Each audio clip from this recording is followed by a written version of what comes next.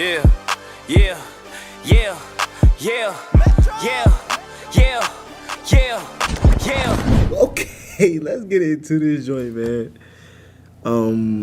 As you know by the title, I am currently in college right now, and I'm a pretty good student. I'm not gonna say too much, but I'm a pretty good student. Like I finished high school. I'm not even gonna say all my stats. Y'all don't even need to know all that. Just know I'm a good student.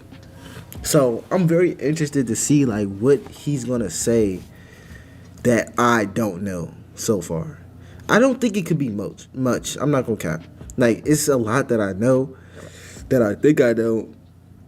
And I just want to know like there's no way the school has been lying to me this long.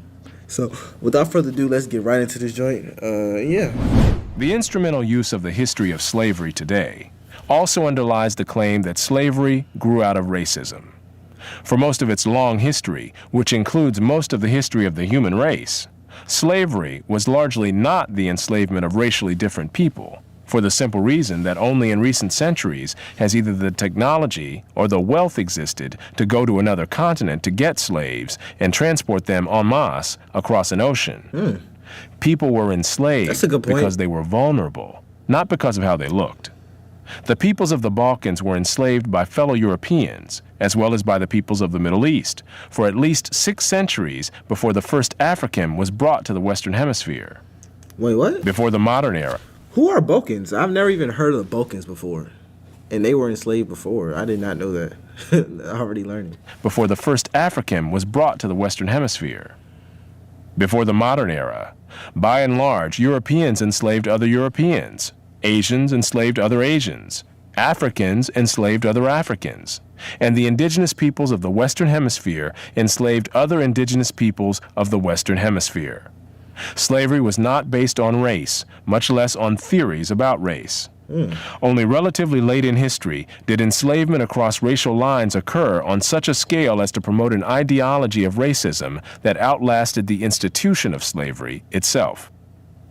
Wherever a separate people were enslaved, they were disdained or despised, whether they were different by country, religion, caste, race, or tribe.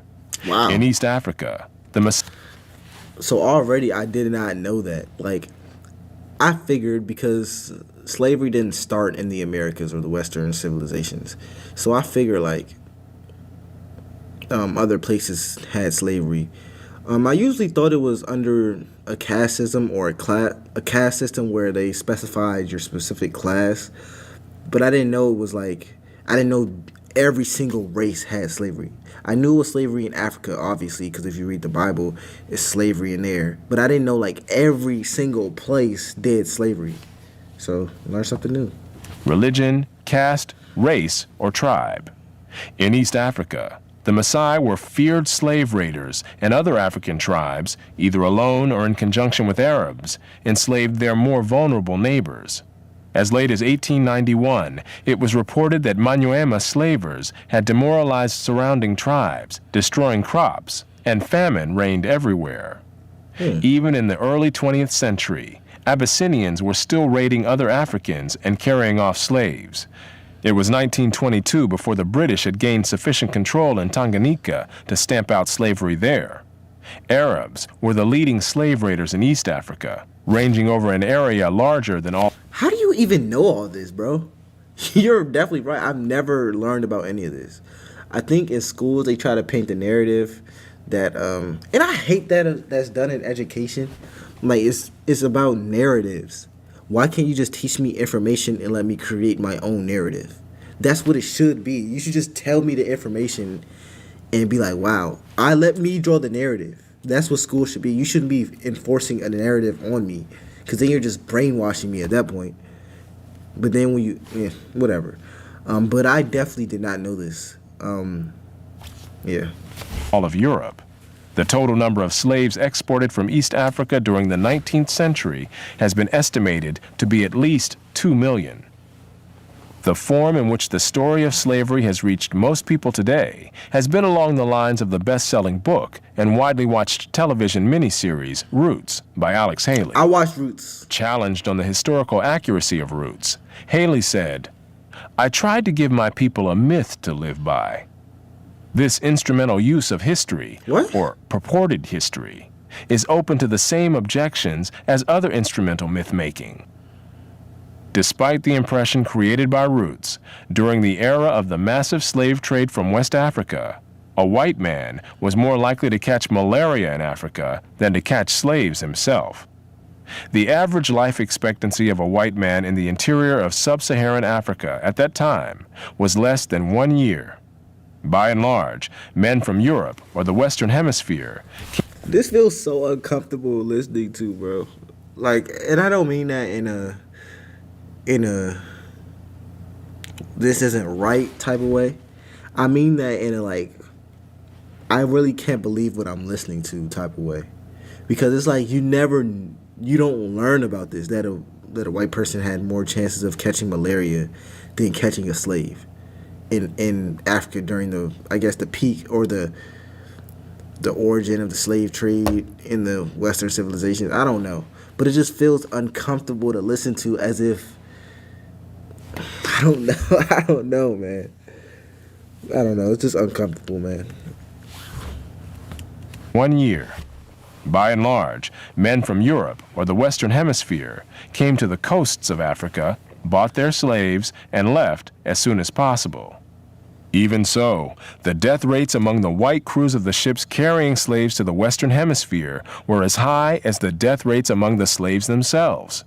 It was only much later, after quinine and other medical measures enabled Europeans to survive where there were tropical diseases, was it possible for them to invade Africa in force and establish empires there. But by then, the Atlantic slave trade had already been ended. During the era of that trade, Africa was largely ruled by Africans, who established the conditions under which slave sales took place. The crew of a slave ship was in no position to defy African rulers and their armies by going out across the land and capturing people willy-nilly. The stronger African peoples captured and enslaved the weaker peoples. The same pattern found over the centuries in Europe, Asia, the Western Hemisphere, and Polynesia. In Nyasaland, the Ngoni and Yao swaggered over and terrorized other tribes. In Uganda, the Baganda made life miserable for their neighbors. And the Nyoro and Hima of Anko enslaved Toro women and children. The Tutsi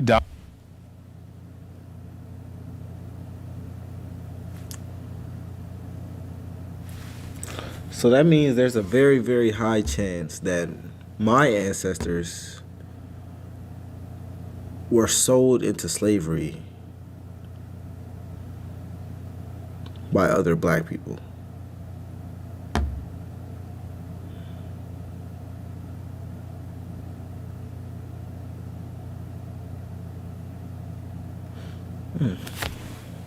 dominated the Hutu in Rwanda, the Maasai lorded it over the Kikuyu and Kamba, and the latter, in turn, held the Indorobo in a kind of serfdom.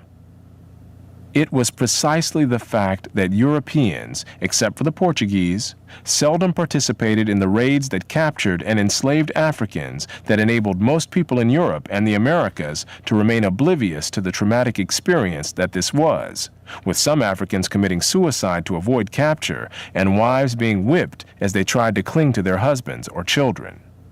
Historian David Breon Davis pointed out that Europeans had little contact with the actual process of enslavement, and that as late as 1721, the Royal African Company asked its agents to investigate the modes of enslavement in the interior. Europeans typically saw only the end results: enslaved people. Now I gotta look into this, bro. It's no way. I have to look this up. This can't be. This can't be. This can't be. The interior. Europeans typically saw only the end results: This is not enslaved people being offered for sale on the coast. It was much the same story in the Ottoman Empire, where those who bought slaves had no idea what these slaves had been through before. The unique position of the Western world in the history, and especially the destruction of slavery, need not imply that there was unanimity within the West on this institution. In addition to whites who defended the enslavement of Africans on racial grounds, or who opposed general emancipation on social grounds, there were many whites, and even blacks, who defended slavery as a matter of self-interest as slave owners. Although most black owners of slaves in the United States were only nominal owners of members of their own families, there were thousands of other blacks in the antebellum South who were commercial slave owners, just like their white counterparts. An estimated 1/3 of the free persons of color in New Orleans were slave owners, What? and thousands of these slave owners volunteered to fight for the Confederacy during the Civil War. Black slave owners were even more common in the Caribbean. In short, there were many defenders of slavery in the West, even in the 19th century. And outside the West, slavery was too widely accepted to require defense. No other nation ended slavery in the same way as the United States did, and few ended it after so short a struggle, as history is measured. How and why did slavery end in most of the world? There were two major processes.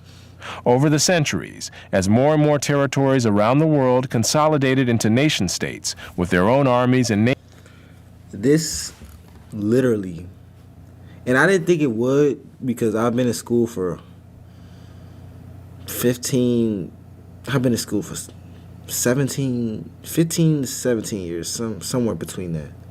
I say 15 years, and this narrative was never, and I promise, it was never pushed once. Once, not 1 year, ever. Not in college, not in high school, not in middle school, not in elementary school, nowhere. And I've learned a lot. I respect my universities and my schools, but I've never learned this. It's actually kind of hard. I'm gonna have to verify this information because it's not even, listening to it is just so uncomfortable that it's hard for me to accept it, but navies.